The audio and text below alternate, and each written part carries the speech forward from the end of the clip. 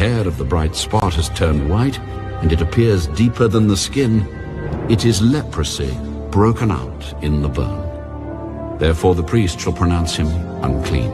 It is a leprous sore. But if the priest examines it, and indeed there are no white hairs in the bright spot, and it is not deeper than the skin, but has faded, then the priest shall isolate him 7 days.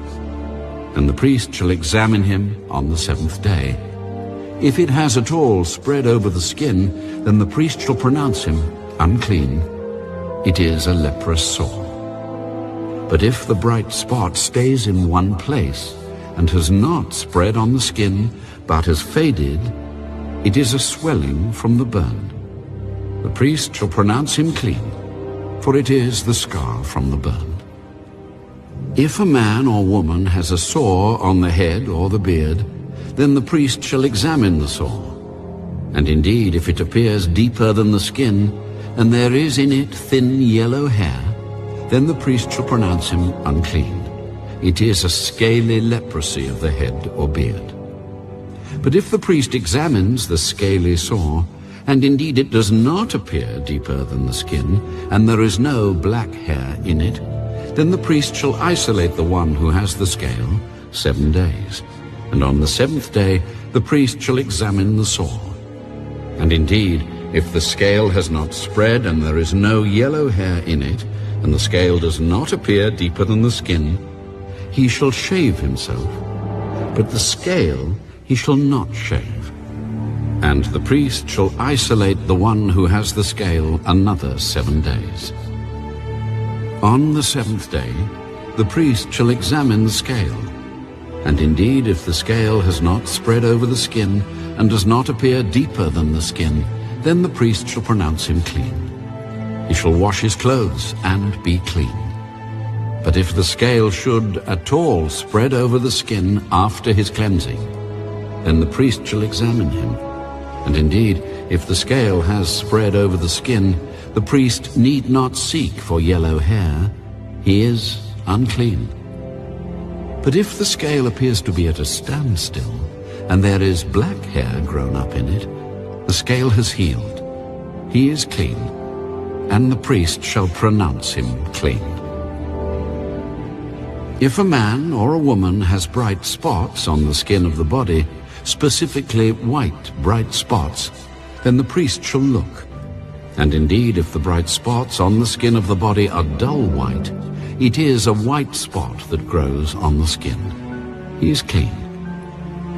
As for the man whose hair has fallen from his head, he is bald, but he is clean.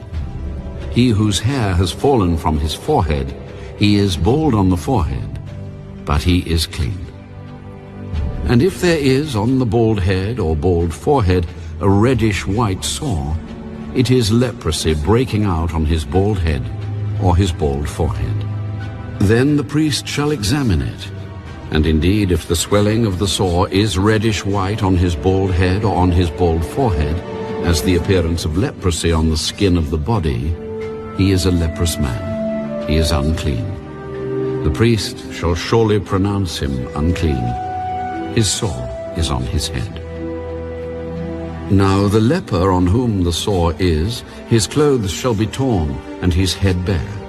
And he shall cover his mustache, and cry, unclean, unclean. He shall be unclean. All the days he has the sore, he shall be unclean. He is unclean, and he shall dwell alone. His dwelling shall be outside the camp.